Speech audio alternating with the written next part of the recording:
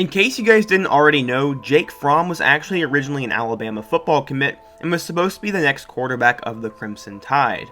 I made a video a couple days ago about what if Georgia had started Jacob Easton or Justin Fields over Jake Fromm, and some think I put Fromm in a bad light.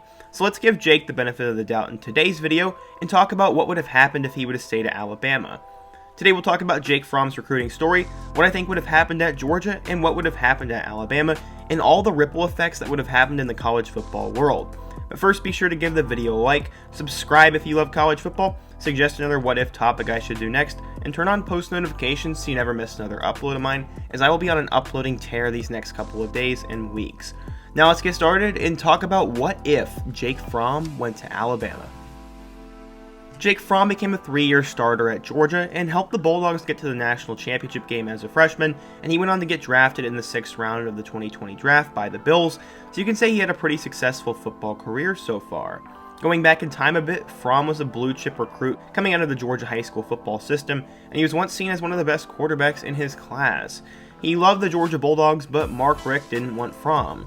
When he originally had committed to Alabama, Fromm did so because he didn't have an offer from the home state school, and he absolutely loved Georgia, but Mark Richt and his staff actually preferred 4-star in-state recruit Bailey Hockman, who would go on to commit to Georgia, but would later flip and play for Florida State and transfer to NC State.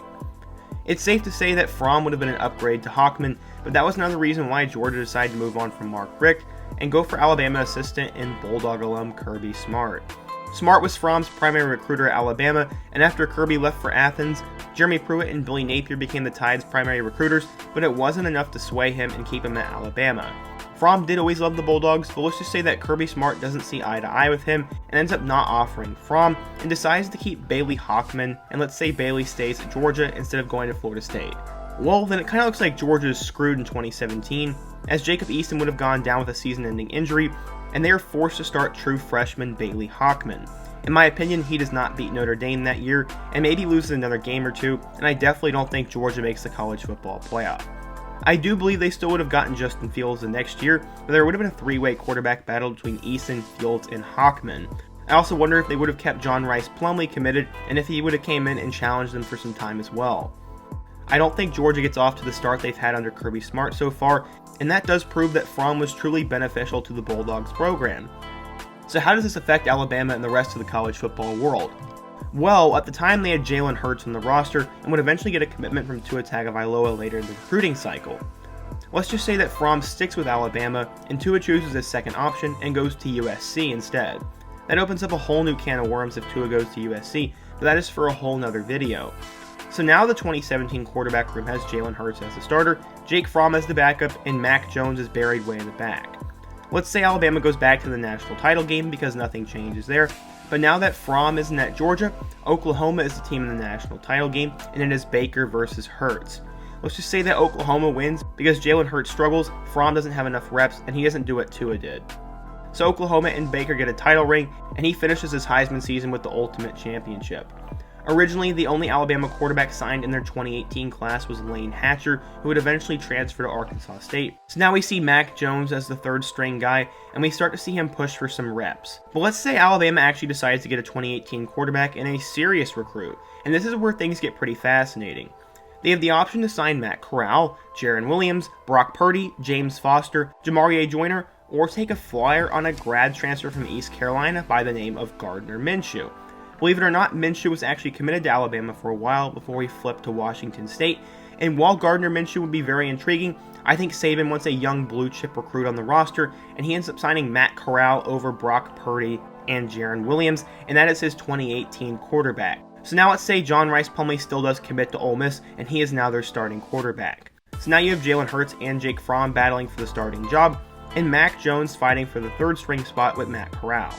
For the sake of this video, let's say that Fromm wins the job because he is a more traditional passer, and with all the weapons Bama has, Jake develops a little bit better and gets the starting nod from Nick Saban and Lane Kiffin. Fromm leads the Tide to the title game, but Trevor Lawrence outplays him and Clemson still wins that game. I mean, there's not really any way or any quarterback that would have changed that game too much. Since Hurts had lost the job, he heads over to Oklahoma still, Fromm is the starter, and Matt Corral is now the backup.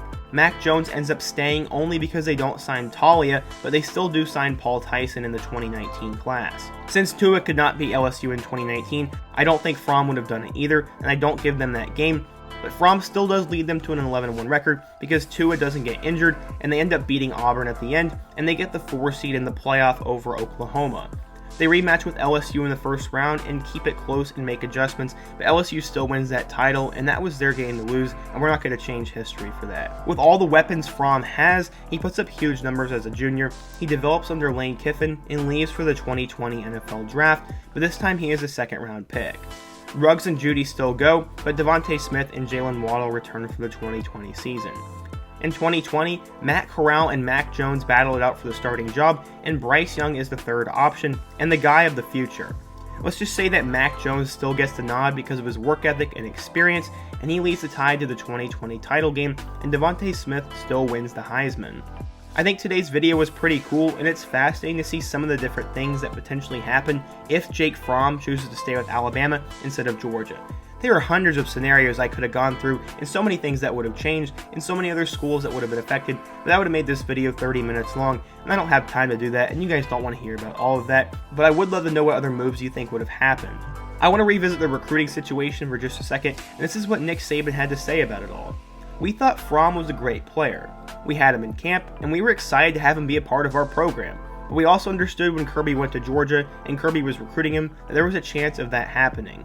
Basically, Saban knew he was going to lose Fromm if Kirby left for Georgia, and I think he is happy that he landed Tua in the end, and both sides got a pretty good deal out of it. Funny enough, the first time Georgia called the Fromm family, they were actually duck hunting and were in a duck blind when it happened, and it just proves how much of a Southern boy Fromm was.